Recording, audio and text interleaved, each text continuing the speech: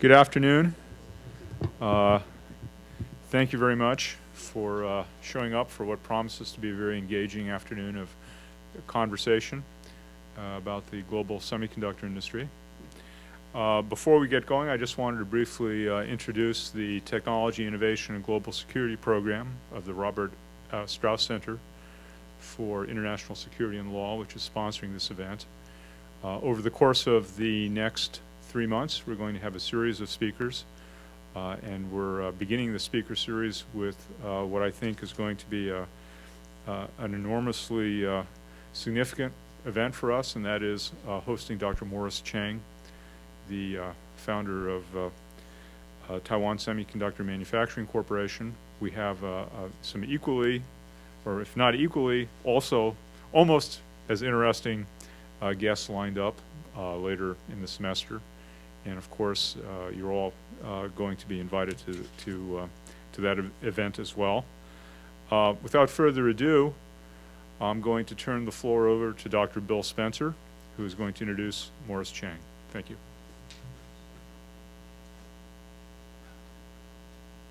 I'll let you take this.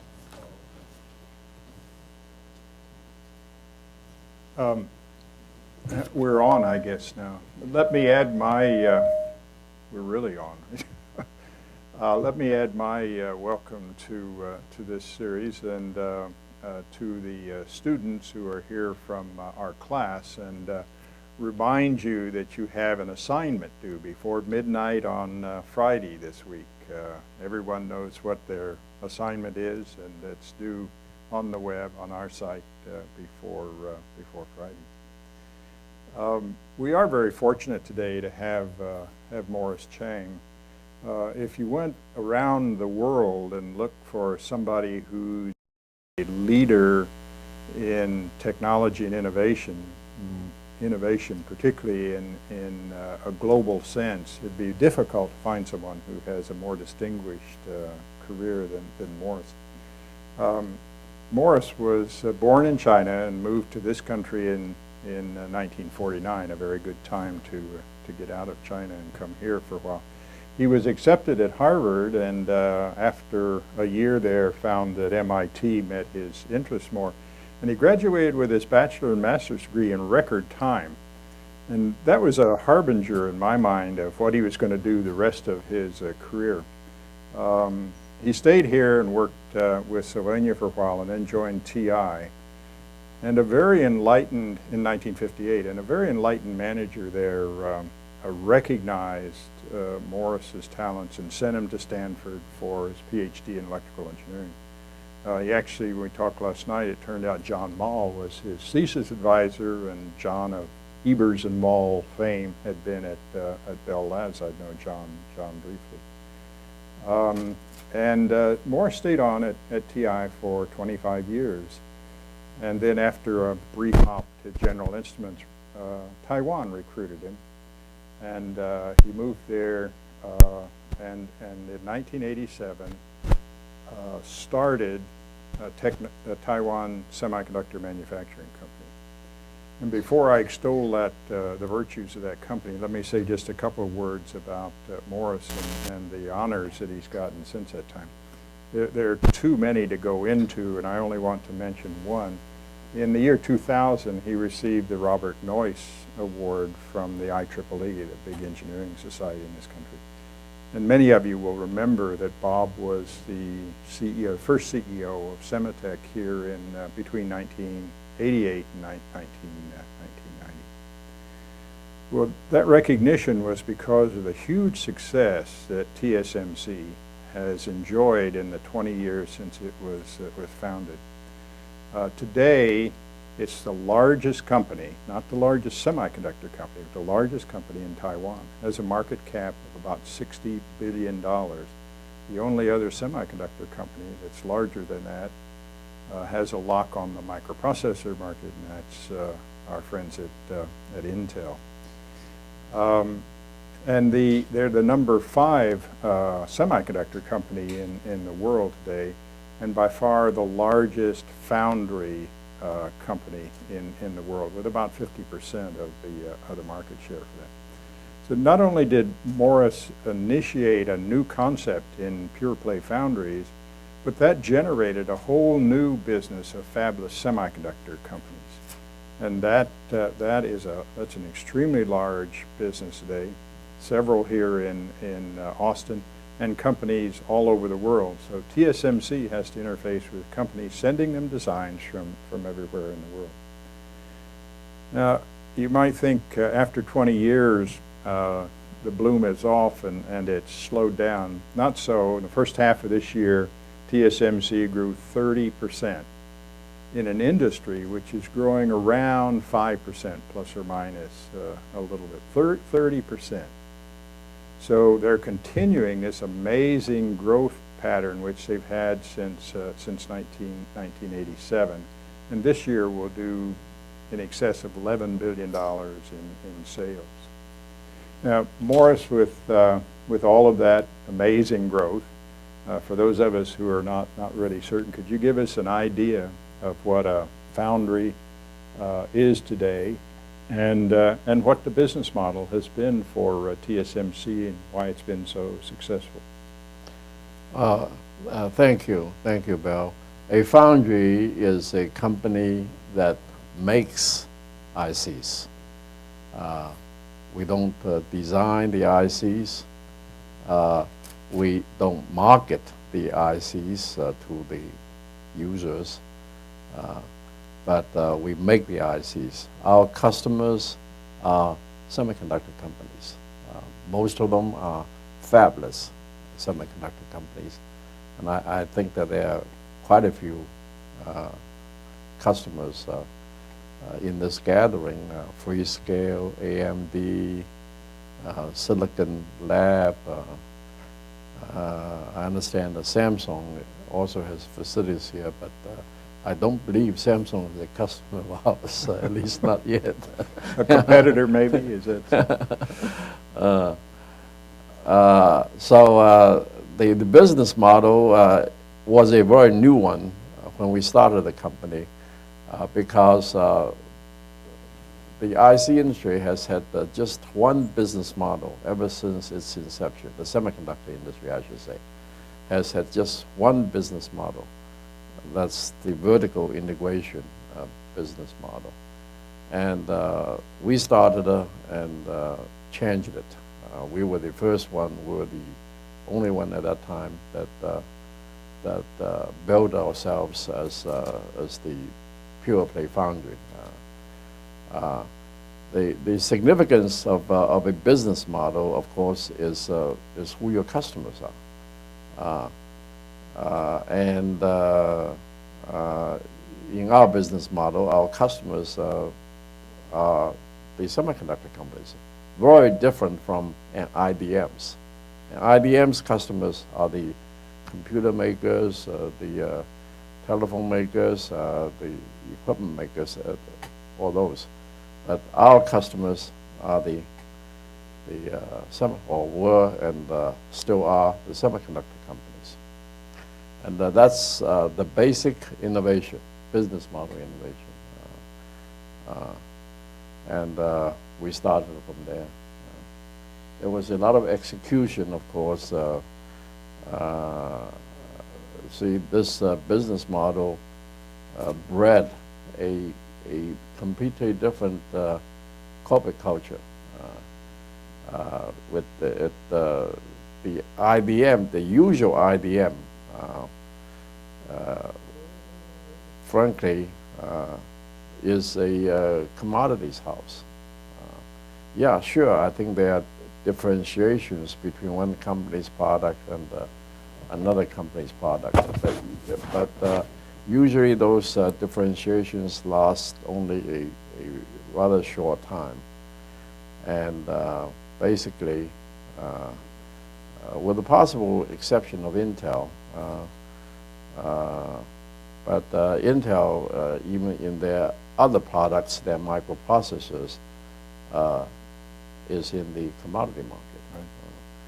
Right? So they're in the commodity markets, whereas we, the pure play foundry, are in a truly custom market. And the customer service customer satisfaction is our first priority. And I'm not, I mean, everybody says customers are important, but to us, it's a question of survival. So that's why I said that it bred a different corporate culture. The corporate culture is one that seeks customer satisfaction. And we have 4 values in the company.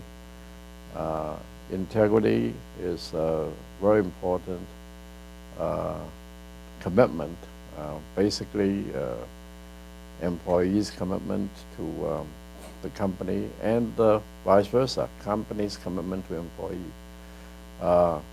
Innovation, of course, is very important. And then lastly, but not leastly, partnership. Every customer, we try to make him a partner. And in a very true sense, this is true, because the word partner basically means that you're on the same side. And no, the foundry has to be on the same side as its partner, as its customer. So to us, it's very important. Customer satisfaction and partnership.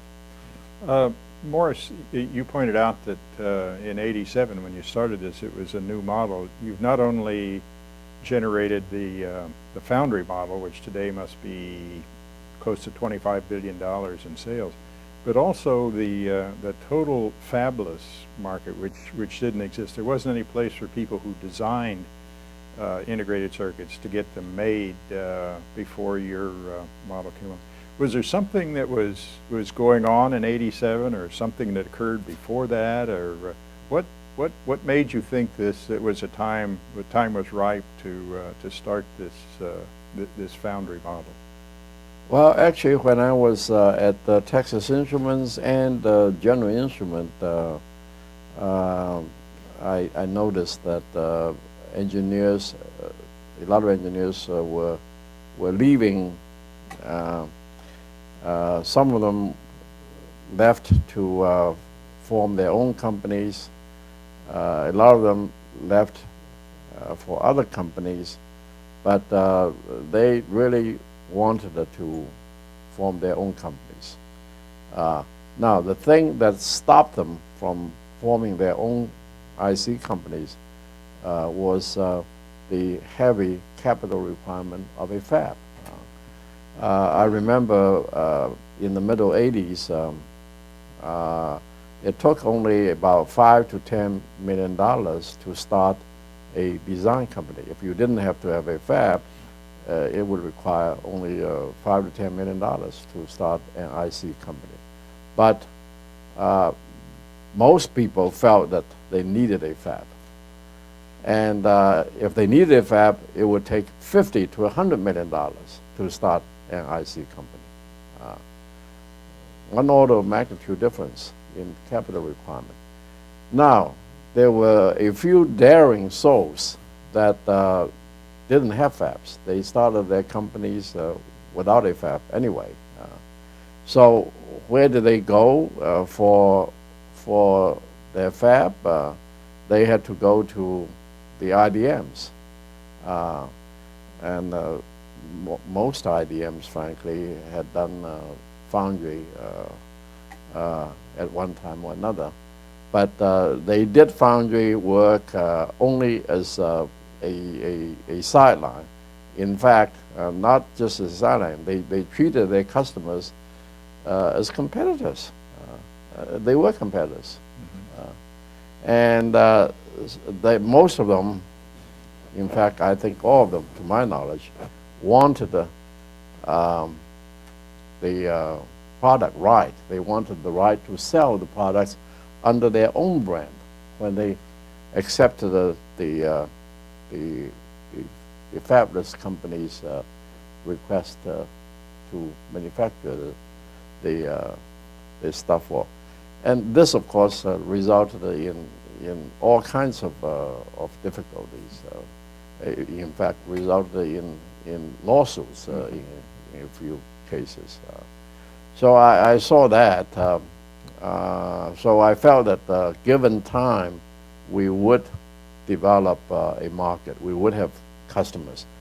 When we started at TSMC, there were a few fabless companies already, but not many.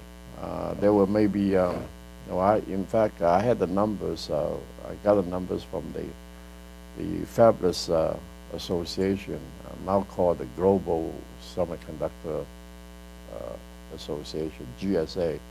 They kept the statistics all the way back to the middle 80s. And the fabless company sales were very small at that time. Now, once we started, people began to realize, the would-be entrepreneurs began to realize that now there was this company, Pure Foundry, that would be very happy to accept their fab orders. Of course, we were still behind in technology in the late 80s. But once we began to catch up on technology, and it took us more than 10 years, but we gradually caught up. We were, at first, when we started, we were 2 generations behind, 2 nodes behind. And then within 4 or 5 years, we became only 1 generation behind. And being 1 generation behind was already, already allowed us to take a lot of orders because many people don't really require the leading edge technology. And then in 10 years, we almost completely caught up. We didn't catch up completely with Intel, but we certainly caught up with many other companies in the field in the late 90s. So by then, our customer base just exploded, and by then also, the fabless industry started to blossom in the early 90s. Once they found out that there was a reliable supplier, reliable foundry, fabless industry began to explode. So now it's 25, as you pointed out, about $25 billion, maybe a little less, because all you have to do is usually is just to multiply our sales by 2. You get the total foundry industry number. So let's say we're going to do maybe $11 billion. So let's say it's $22, $23 billion for the industry. But the impact is more than the 22, 23. You normally have to multiply that number, the sales the foundry sales number, by about 3, 2.5 to 3, to arrive at the final IC sales number. That means that 22 billion multiplied by, let's say, by 3, 60-some billion. 60-some billion is the sales of the ICs that we make, the foundry industry makes. And that's more than 20% of the total IC industry. Right. Yeah. For those of us who don't remember, a generation in silicon technology used to be about 3 years, and then since 1995 or so, it's speeded up to every 2 years. And some of the people who looked at that said, well, it's speeding up just before it hits a wall, and somewhere we're going to hit that wall. That was a truly amazing thing, and to generate these 2, not just 1, but 2 new industries. You think today that picture's changed? Are there still a lot of opportunities for fabless semiconductors to start? And what about foundries? Now that you've shown the way, are there going to be a lot of new foundries? There are altogether 15 to 20 foundries in the world now. And most of them are small. There are only a few big ones. We are the biggest, of course, but the next largest is only about a quarter of our size. And number 3 and number 4 are about half of number 2's size. Is UMC another company in Taiwan that's in the foundry business? Or UMC is the second largest. Second. Yes. They're about a quarter. In sales, they're about a quarter. In profit, well, our profit is more than the aggregate profit. So we're making all the profit. We're making more than all the profit in the industry. Mm-hmm. It's yeah. So you're the Intel of the foundry business. I don't want to compare ourselves to Intel.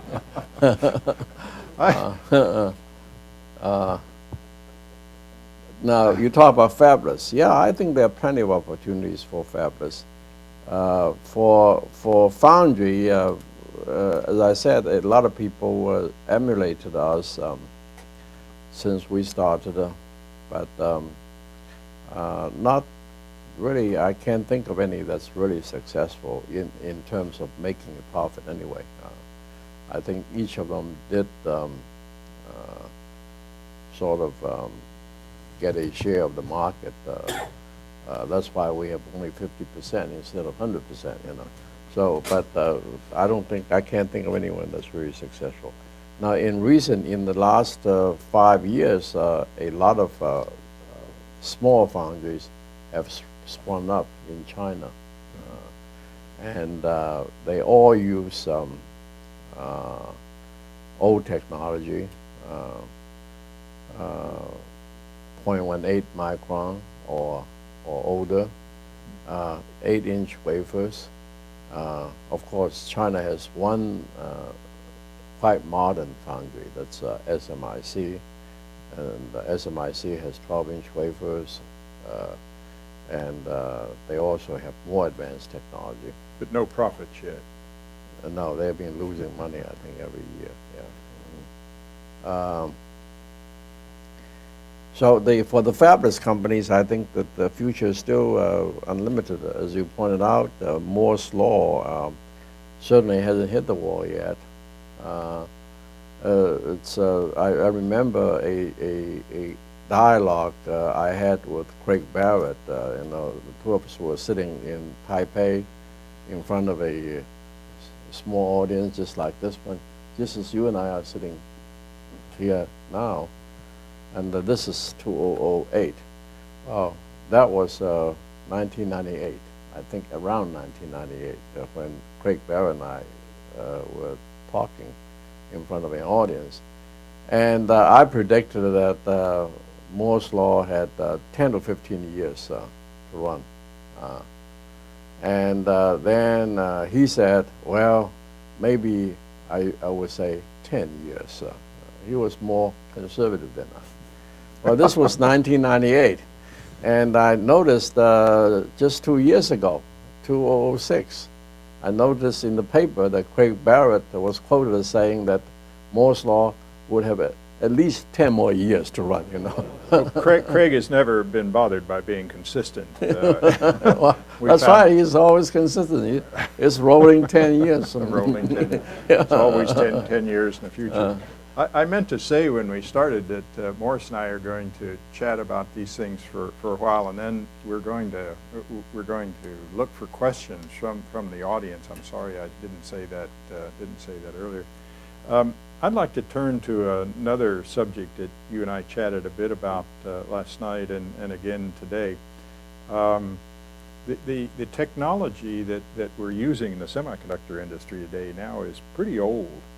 If you look, almost everything we do is decades old, and much of that came from large industrial laboratories. Bell Laboratories certainly was one of the sources of this, and they did not only the transistor, but some of the processing technology. Won the Nobel Prize for that. TI did the integrated circuit, and Jack Kilby, of course, won the Nobel Prize for that. But those laboratories are gone now, whether it's IBM or Bell Labs or TI, or I mean, TI doesn't do much research anymore. And so if we're going to fulfill Craig's prediction of 10 more years of this technology, do we have the technology necessary to do that? And if not, where do you think it's going to come from? It's not certain, but I think that the probability of following the Moore's law progression is still very high, the success probability. But there's another answer to your question, but let me just talk about Moore's law, just getting on with Moore's law. We're at 45 nanometer now, and the next generation is 32. And we are almost 100% confident that that one will happen. And then the next one is 22. Now there, we are not absolute certain at all that that will happen. Lithographically, I think there's still problems. 22. And then the next one down the stream is 12. And that is even less certain. So this 10 years thing could be that it might take 10 years to get to 12, rather than just 6 years. I frankly think that the nodes will be stretched out. I frankly think that we're not going to follow this 2-year cycle time anymore. So far we have pretty religiously. Yeah.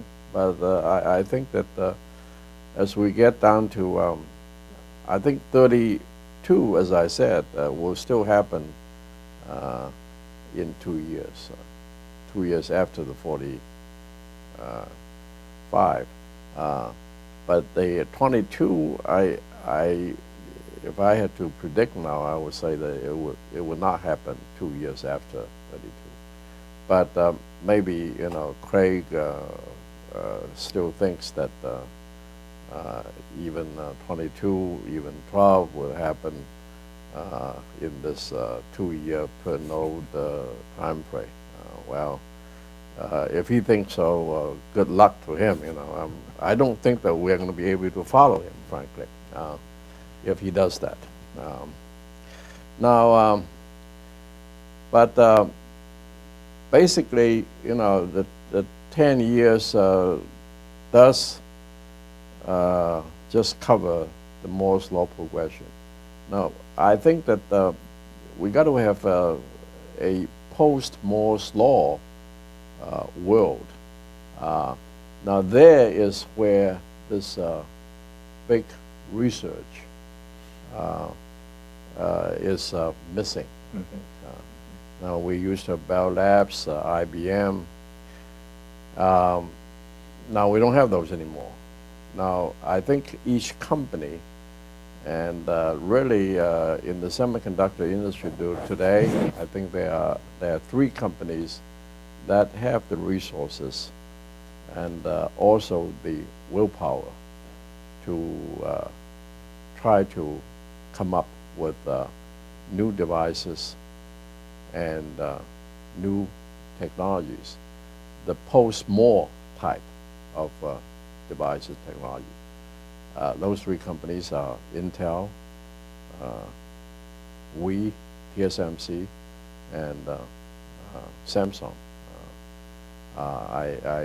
Now, those 3 corporate laboratories will have to come up with the new stuff. Now, it would be very different from the Bell Lab days. The Bell Lab inventions were available to Right. everybody. They were. And I don't think that in the new world, I don't think Intel's results, our results, Samsung results will be available to anybody else.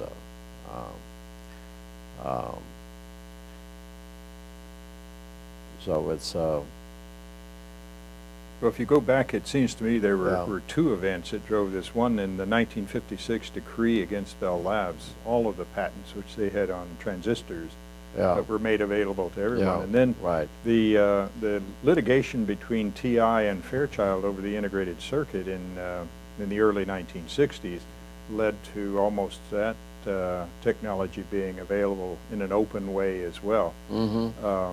And patents after that became a trading mechanism as much as anything else. And you think that'll break down as well if it's Intel, Samsung, and TSMC and are the technology inventors in the future? You think that? Do I think that there will be licensing and so on? Yeah. Yeah, I think there'll be licensing, but I think the capital requirements are so high that I don't think there'll be many interested licensees.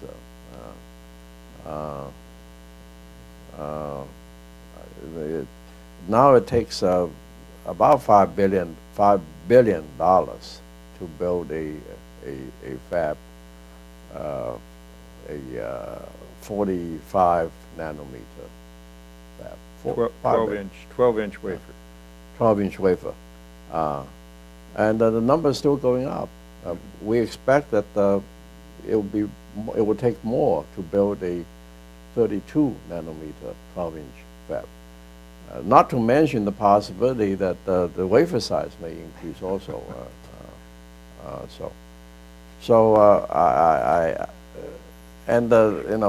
Basically, it doesn't mean that these companies will enjoy monopoly rights, because I think the major innovations are still going to be in the architecture, the design of the ICs, and the new applications. So the innovation, the gravity of innovation, I think it already has in the last 20 years gradually moved away from just the technology. Back 20-some years ago, when we started TSMC, the gravity of innovation was very definitely in the process technology end. But in the last 20 years, it's already gradually moved away from that towards the architecture design. And I think that in the future, that movement will continue. So there'll be plenty of opportunities for innovation and entrepreneurship in the architecture and design area. So you think, last night we chatted a bit about one of these days there will only be one silicon fabrication facility making 450 millimeter wafers and supplying all the world's need, because nobody else can afford to build a fab and get the gains in sales on it. You don't think we're headed for that yet? I don't think so. I don't think so. I think we are heading towards a few these companies. I mentioned 3, but that's mainly logic and memory. You have linear, that's still a world of small fabs, specialized fabs.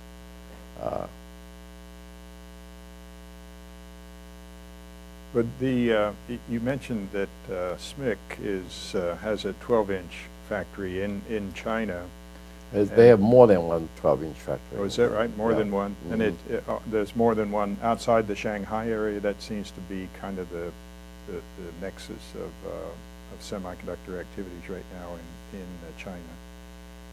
Well, I believe they have one in Beijing, but I'm not an expert on SMIC, so. Yeah. Well, let's see. As I remember, you're having a slight disagreement with SMIC over who owns some.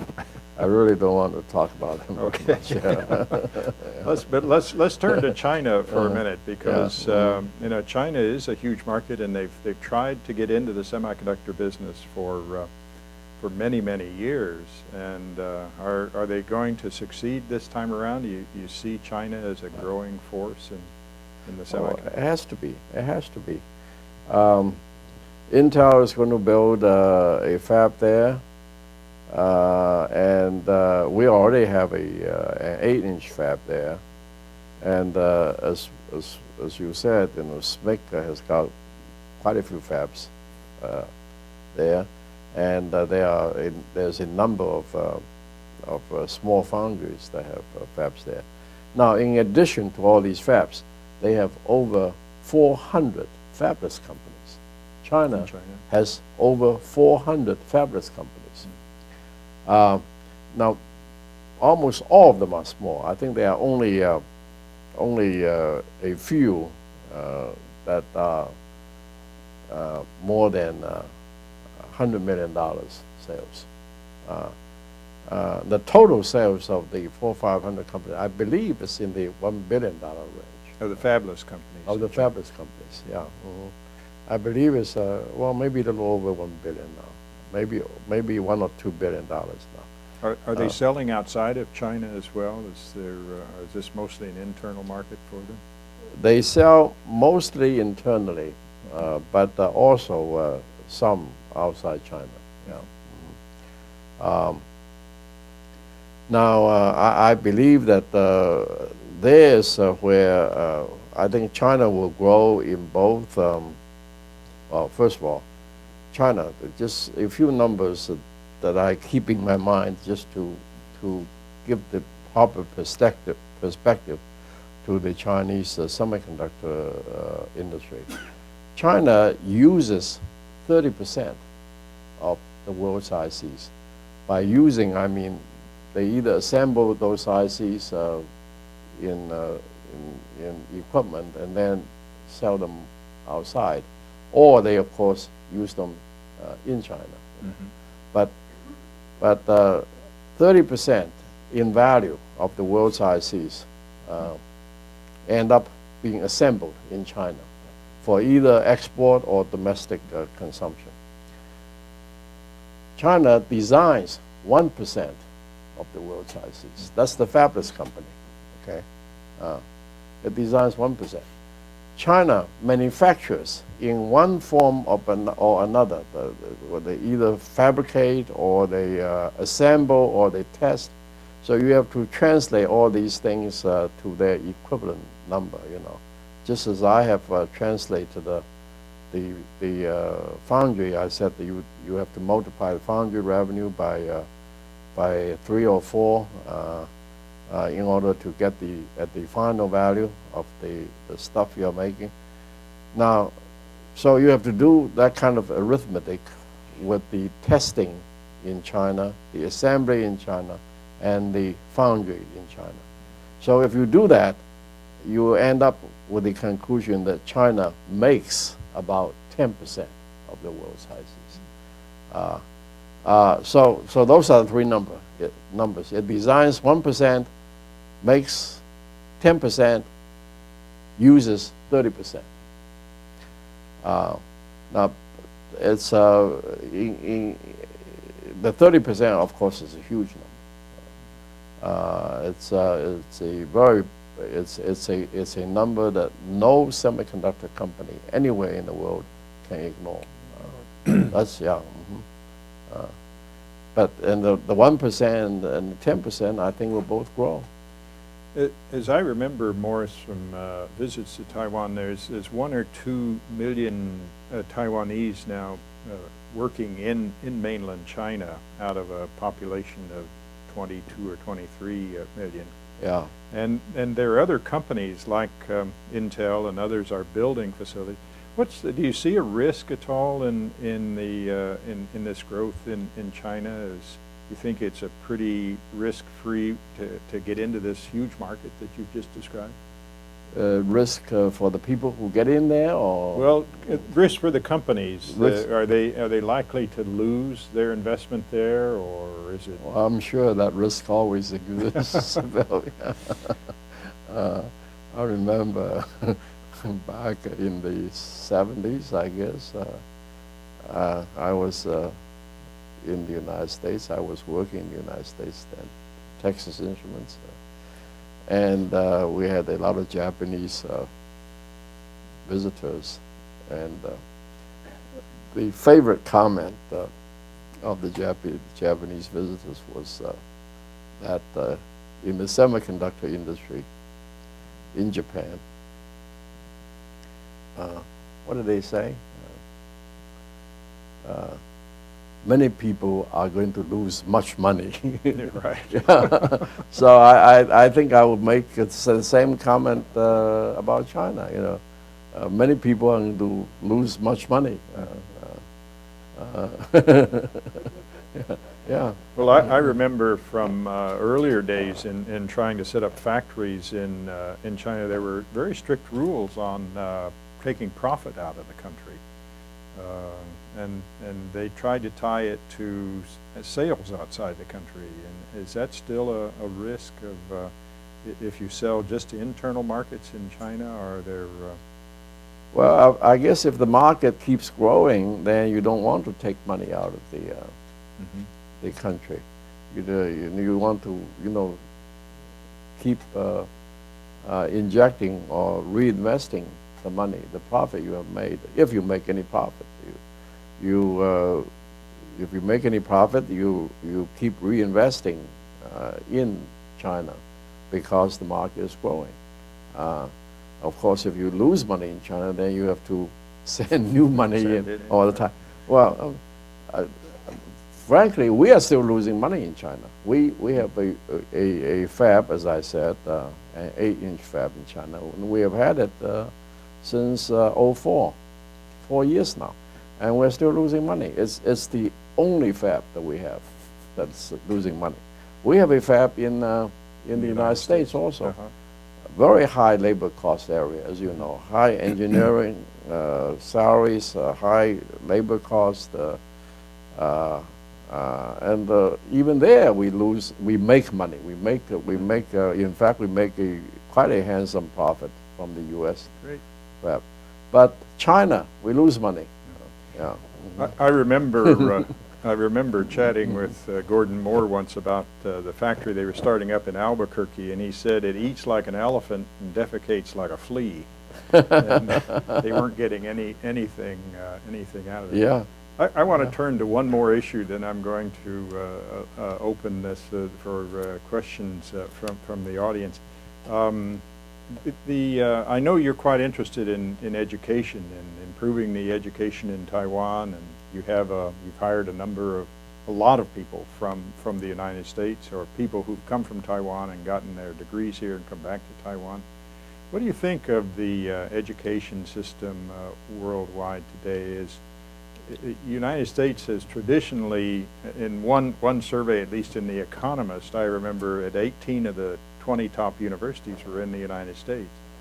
And is that a monopoly we can't hang on to, and are universities getting better, students getting better from all over the world?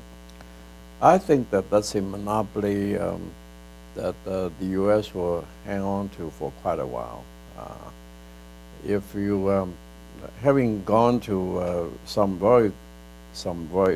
top U.S. universities, Harvard, MIT, and Stanford, also having exposure to Taiwan universities and Chinese universities, I would say that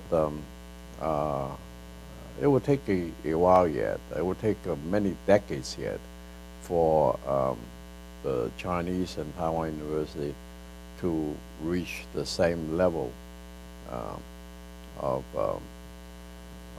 excellence as Harvard, Stanford, MIT, Berkeley, as those universities have. If they try, if the I think the Chinese university, at least some of the Chinese universities, are trying very hard, and they have made a lot of progress in the last 10 or 20 years. Tsinghua and Beida, and Jiaoda, I think, and Fudan. I think they have made a great deal of progress in the last 10, 20 years. The Taiwan universities, unfortunately, have made less progress. I really think that campus democracy practiced to a fault in Taiwan is to blame. You need reformers for a university to really make change. You need change agents. But when the president of the university, when the deans of the university are all elected basically by the faculty, then the change agent doesn't there's no source for change agent.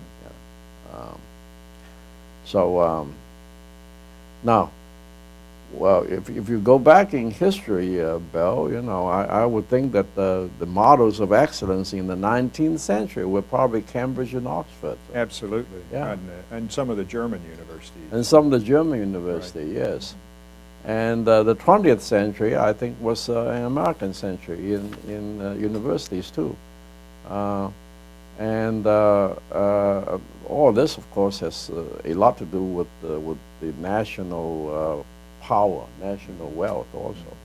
So the U.S., I think, still is a great power and still a very wealthy one. So I think it will hang on to this educational excellence, and it's really a precious asset. I think it absolutely is, and I think if you look back at the history in this country, certainly the World Wars I and II had a major impact on that, and a time when the American universities grew, and the government played some role in that with the research on radar and other things in the late 30s and early 40s. And it's an interesting point of the transition from Europe to America, and now where might it go? Certainly Asia is a power. The entire area is a power rising. So, okay. Well, with that, let me see if there are questions from the audience, and if we have answered everything that anybody ever wanted to know. And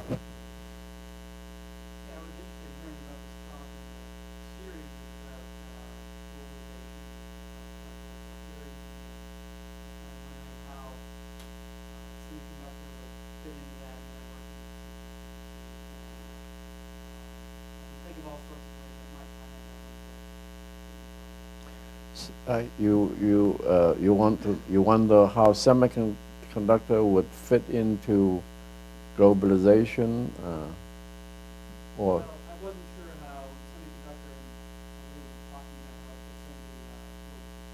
about Or global security.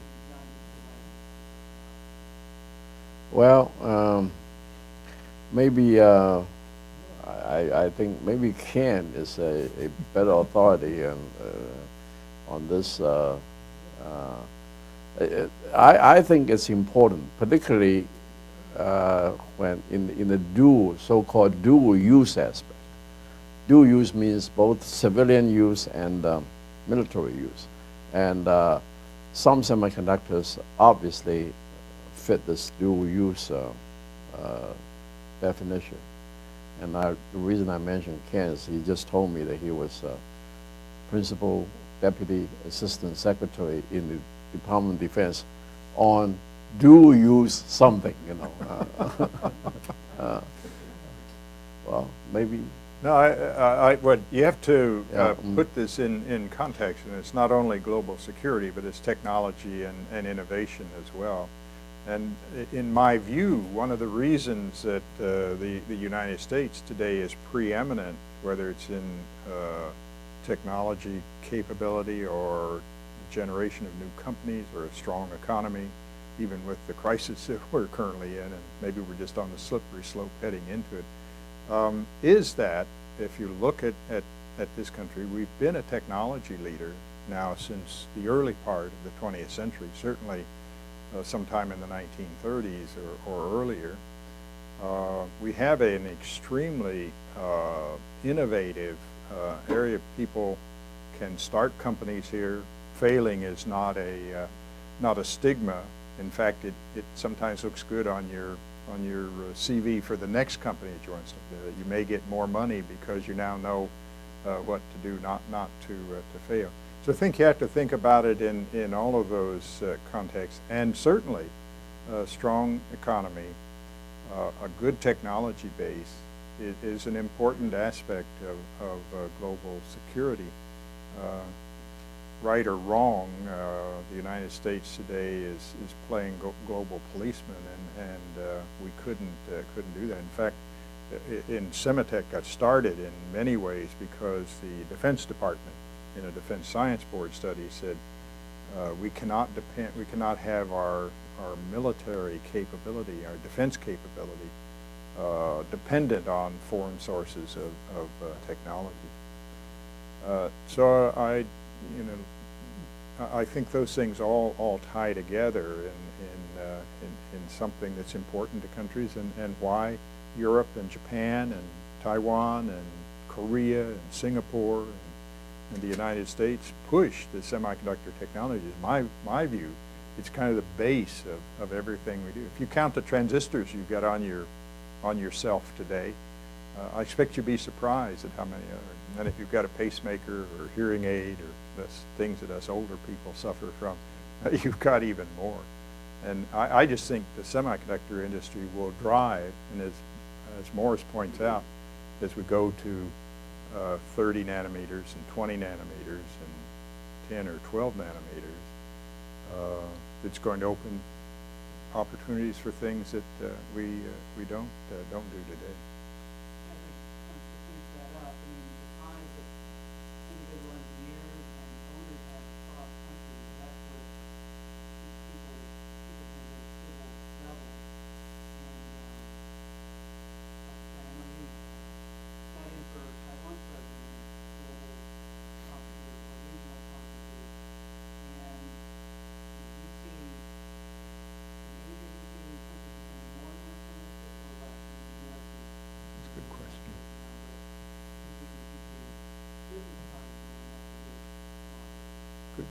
Question.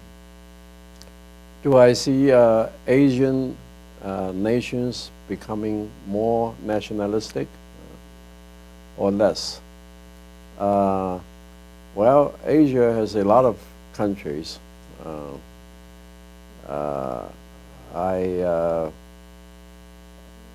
I do think that some countries are perhaps as nationalistic as they ever were, and some other countries are becoming less nationalistic. Basically, I think you might say that the big countries in Asia perhaps are becoming more, or at least they are as nationalistic as they ever were. And the smaller countries in Asia have become less nationalistic, I think. That's inevitable, you know. I don't think the small countries can afford to be too nationalistic. It's not if they want to eat, I think. Just one comment, and I'll go to Karen. There was a wonderful editorial by one of my favorite economists and one of my least favorite politicians in the New York Times not long ago. And he pointed out that if you look at the world, and the world at that time was mostly Western Europe, up to 1914, it was very globalized. All kind of things that you had in England or Germany or France or other countries or the United States came from all over the world. After 1919, every country became very nationalistic and closed their gates to globalization. And then it wasn't until well after the Second World War when those things began to open again. And now the question is, with the kind of conflicts we're running into, is that cycle going to come back and globalization will plateau or drop? I think it's a fascinating question, and a question about Asian countries. Karen, you? Yeah, going back to the education question, there's been some trend over the last 5, 6, 10 years for some American universities, some of the best universities, and some other universities who are not well known, but who are setting up foreign universities abroad, primarily for graduate schools, but so that they see this as a source of graduate talent and where the market is going to be. And so they're setting up universities in Bangalore, India, Hyderabad, places in China, Singapore, other places. But do you think this impact will really at universities like Stanford, other universities, some small universities, who want to build their brand in the United States by having outstanding graduate schools in Singapore, for example? How do you see this playing out? Do you think this will have an effect on the U.S., I think that the results are mixed. In some places, I think that the results have been good. In other instances, the results have been rather mediocre. And the faculties of these American universities actually are in disagreement. Well, at least there is disagreement. So many of them don't like their universities to set up these branches to spend a lot of resources overseas. I think from the Asian countries' point of view, if they want to develop great universities, and I think they really, at least China and India, have made up their mind, or Japan also, have made up their mind that they will develop great universities. Basically, they still have to do it themselves. And this business of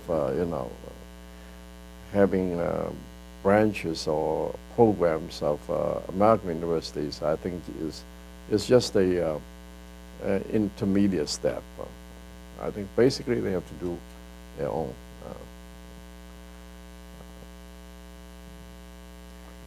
Well, let's see, there's a question way back in the back.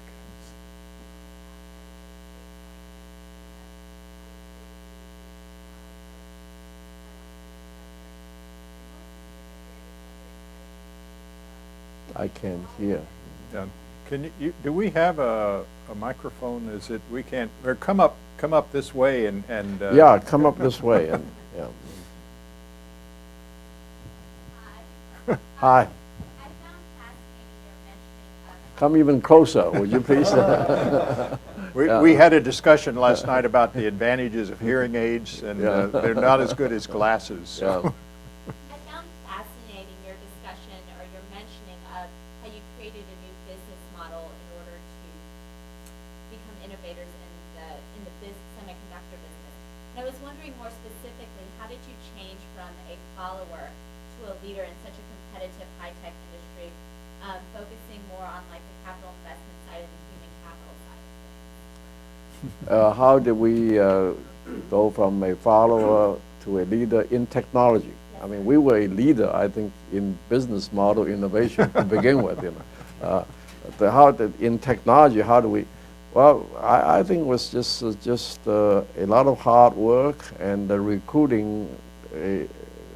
We did recruit a lot of PhDs and so on from the top American universities. That they also had a few years of working experience here as well. But we also recruited thousands of engineers from Taiwan universities. And we are one of the top preferred employers in Taiwan. In fact, we may be the most preferred employer. So we have a big drawing power as far as Taiwan graduates are concerned.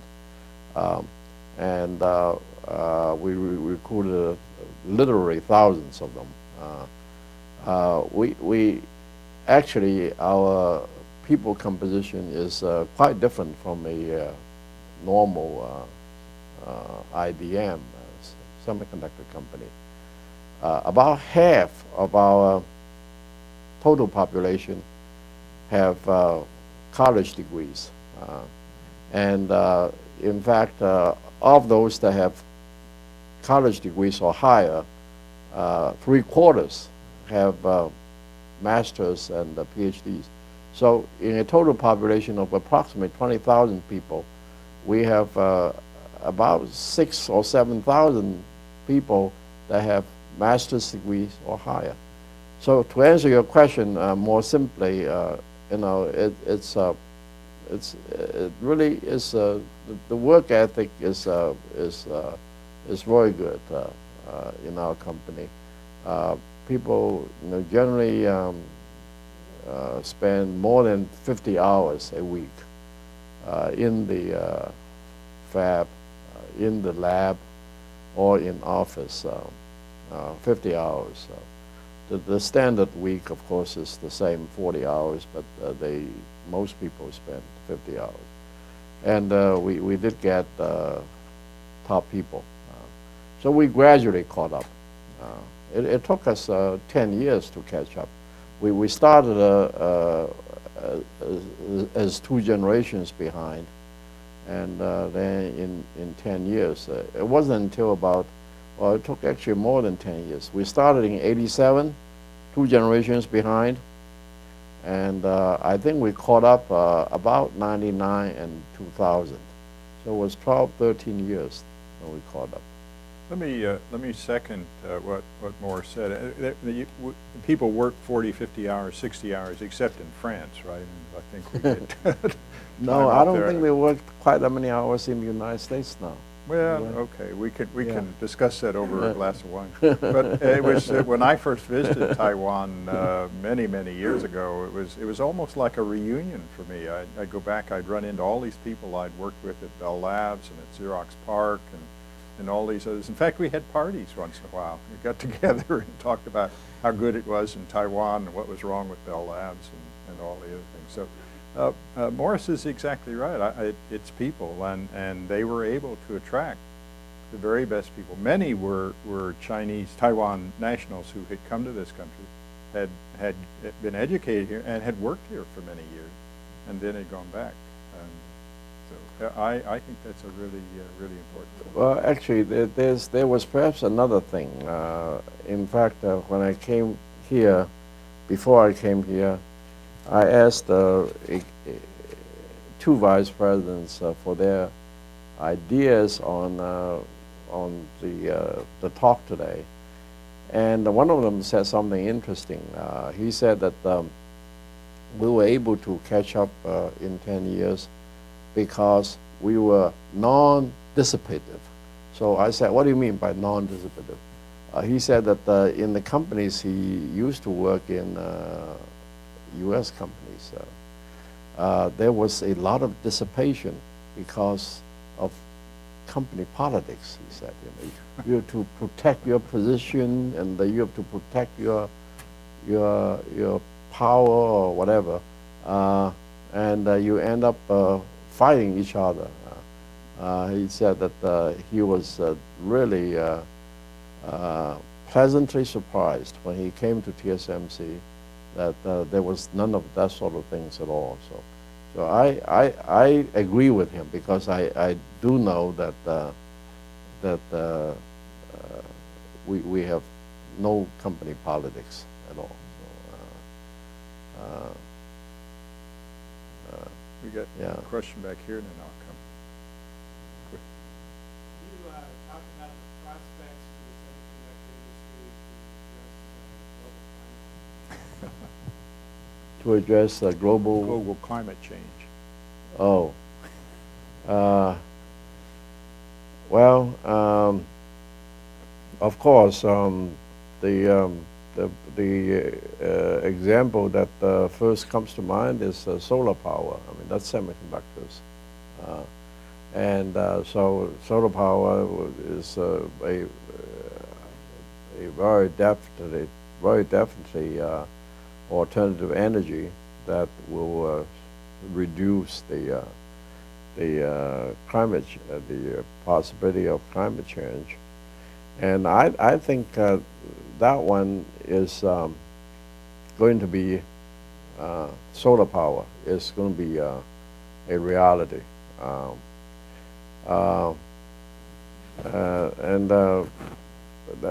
that's the most obvious one I can think of. Also semiconductor electronics are going more and more towards lower power. So everything that's got a high electronic content may be using more power, but it's using less from the semiconductor design. But it's a real problem. I think Morris is right. But and the amount of greenhouse gases to make semiconductors is fairly large, and I know that's something that the companies are working on. Yeah. So if we're able to design ultimately silicon devices that don't require any power, we got it made. Solar power. You're mentioning this, or you're reminding me of solar power.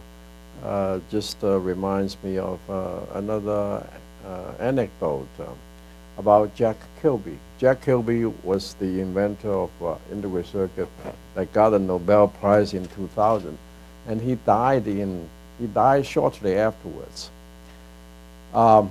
Jack Kilby was a very innovative person, and one of his innovations that did not materialize was a way of making solar cells. But we invested at Texas Instruments. We invested more than 100 engineers, at least 3 years of time, in developing Jack Kilby's solar cell idea. Well, I mean, it was very good. We were successful in making solar cells the way he felt, a very economical way. But unfortunately, the oil price started to go down. And so the solar cell was never economically competitive. And I asked Jack at that time, I said, what price does oil have to go to before our solar cell can become competitive? And his number at that time, this was in the middle 70s. Yeah, 75, 76. He said, $100. $100 oil price, then our solar cell would become competitive.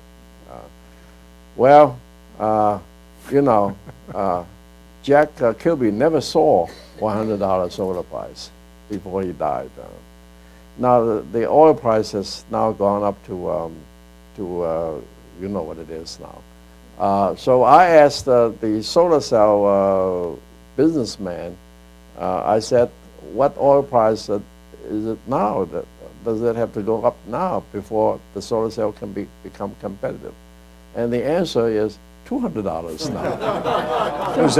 Was that Craig Barrett who asked that question? Yeah. But still, the solar cell people are getting better, you know. So I think the $200 I think is a rather pessimistic. I really think that with the oil price the way it is at a little over $100, I really think that solar cell is going to expand. I do too. Yeah. We'll take two more questions. I'll take one here in the front, and then we'll take one towards the back there. So, and then Morris will be here. Hold on, you're going to be second right after this. Morris is going to be here for a while afterwards. So if you didn't get to ask, we'll share. What do we have? Beer and wine, diet sodas next door, and he'll be here for a while more. So. My question is with the amount of growth that you had so far, I was kind of interested to know what challenges you see in 10 years' time from now to see Well, I think that Bill cited our half-year growth number, so 30%. Indeed, the first half, I think we did grow 30% over last year. But what he didn't say, and I'm saying it now, that last year was a very bad first half, and this year first half was quite good. So that's why we came up 30%. But secularly, I mean, long term, if you look at, we are not growing nearly at that kind of rate now. So growth is a challenge, and it's not something that we can overcome, because basically we are still a part of the semiconductor industry, and semiconductor industry growth has slowed down considerably since the year 2000. In the decade between 2001 and 2010, I think the semiconductor growth will only average middle single digit, like 5%, maybe 6% per year during this 10-year period. Average growth per year, 5-6%. So and the foundry, I think, since foundry is enjoying more outsourcing from the IDMs, the foundry growth will be faster than the semiconductor industry growth. But it's not going to exceed 10% either. So semiconductor industry will grow 5 or 6% a year average. Foundry, like us, TSMC growth, I do not believe will exceed average 10%. I think in some years we'll do better than 10%, but in other years we will do worse than 10%. But the average will be about 10%. Now, 10% growth, of course, is good for a lot of industries, but for technology industry and for TSMC, it's somewhat disappointing. So you asked about challenges. Well, we have to try to figure out a way to grow faster than that, and still keep our profitability, and that's important too. Okay, come on up this way.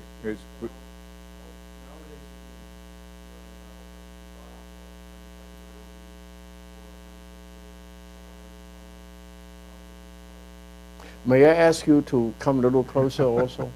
Mm-hmm. So nowadays, as technologies keep scaling down, we've been hearing about this design of wire manufacturing or wire design. As we go to 45 nanometer, designers have an extra set of recommended design rules, because it has come to the point that design and manufacturing has been having a lot more interaction with each other.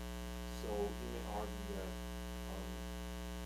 Well, that assumption, if that happens, then foundry is in trouble, or designer is in trouble too. I think that the reason we are able to operate so well is because the physical interface doesn't really have to be very close. I mean, all this started with all these algorithms that were invented, or that were accomplished, almost 30 years ago. Carver, Mead, and so on. I mean, design rules and so on. So they have been well in place, and designers don't have to interact with the manufacturing people so closely. But nowadays, there's a tendency that at first it was the foundry take care of everything, and then it was an interactive procedure, kind of, you can say just like now, not using everything, and the designers would rebuy, and it was an interactive procedure. So as this tendency grows, how have you been? I know in TSMC, there has not been an increase in interaction. In fact, we're investing a lot of our R&D money into what we call design services. And the function of this design services group is precisely to reduce the necessary interplay, as you call it, between, yeah. But engineers have always been playing tricks to reach further than what we are already blessed with. So my question is, since it has been 21 years, so your original vision of your foundry for TSMC, do you have any plans or have you been repositioning this, or the world is a lot different than it was back then? We position ourselves as an IDM? Is that your question? Reposition ourselves As as an an integrated. IDM? As an integrated device manufacturer, not as IBM, but an IDM. Yeah, is where the design and production is all done in-house rather than an interface. Is that your question? Oh, no, because there will be that will be quite bad, because if we get into the design business, get into the product business ourselves, we'll be competing with some of our customers. And then if our foundry competitors stay as pure play foundry competitors, those customers that we will now be competing with will end up going to our competitors, foundry competitors.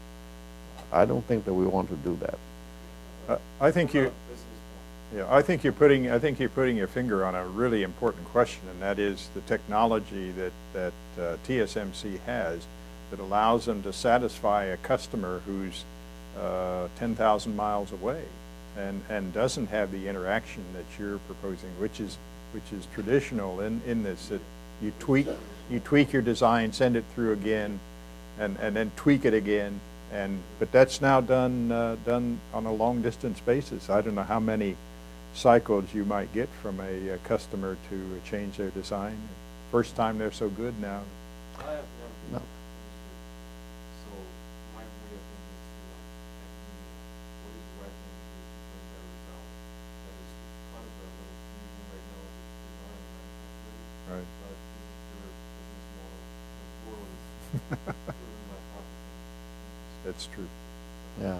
Okay. Interplay between circuit library and SRAM people, but not logic. We need to quit. Mm. Okay. Well, Yeah, my boss mhm. says we can have a couple more questions. Related question, kind of built on that. Maybe the question is more, just as 20 years ago, foundries largely removed the intensive capital barrier for IC companies, now the capital barrier is really design, because designs are believing in cost incredible amounts of money to actually design. Maybe the question is, are you becoming more vertically integrated to remove the barrier of design costs for new IC companies? Well, in our investment in design services, we try to reduce the design cost also. In fact, I think the answer lies in reusability of a lot of these modules. If the modules, the IPs, if the IPs are reusable, then the cost of a new design, which uses many of the same IPs that have been used before, will be lower. And that's the direction we're going.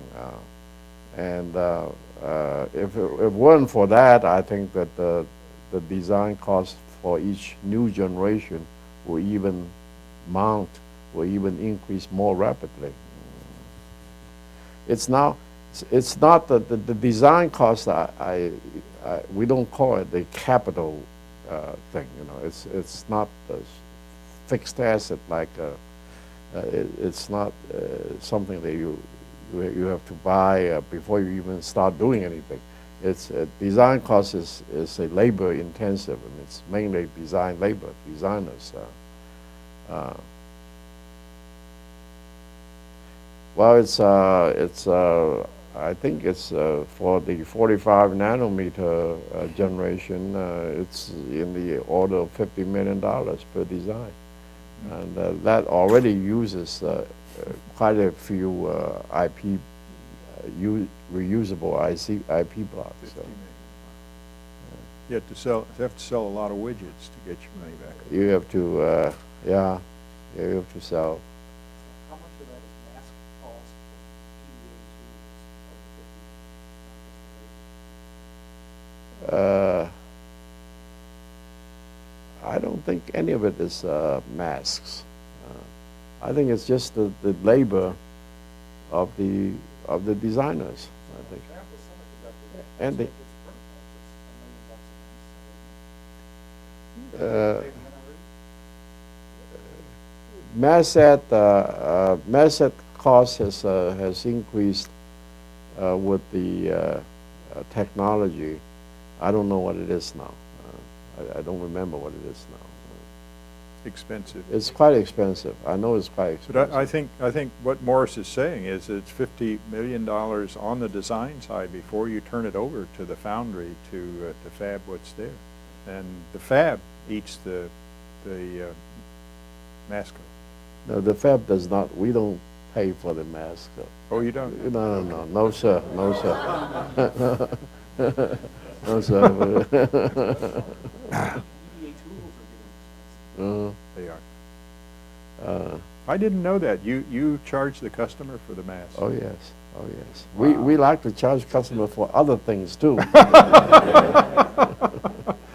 Okay, I'm going to have one more question, and then we're going to have to. I go to the front row here. Sorry about that, and you'll have to come up and get Morris after we.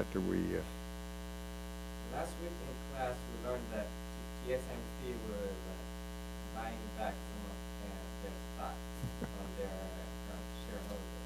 And we were just wondering what is the thinking behind that? Oh, usually, you have two ways of rewarding your shareholders. The most obvious way, of course, is a dividend. But share buyback is also considered a way of rewarding your shareholders, because if the company buys back shares, the share price is always determined by supply and demand. If the company buys back shares, it increases the demand on the shares, and therefore the share price goes up a little bit, and every shareholder benefits from that. So now we prefer the dividend way. Of the two ways we have, of the two ways that exist of rewarding shareholders, we prefer the dividend. But we do, our incentive program is such that we do give some shares to employees as a bonus every year. So we at least want to buy back the shares, the number of shares that we have given to employees, so that we don't have any dilution. So that's why the buyback you refer to is not a very big number of shares. Also, I guess in the last 2 or 3 years, since our original major investor, Philips, wanted to sell their shares, so as of about 3 or 4 years ago, we reached an agreement with them to sell their shares in an orderly manner, and as a part of the program, the company also bought back some shares from the market. But all that has now ended. Philips has finished selling their shares, and there's no more overhang of their shares. And We did buy back some shares as part of that program also. But the recent one, the one you referred to, was to just buy back the shares that we gave to employees. Well, let's thank Morris for. Thank you. I think we could have gone on all night.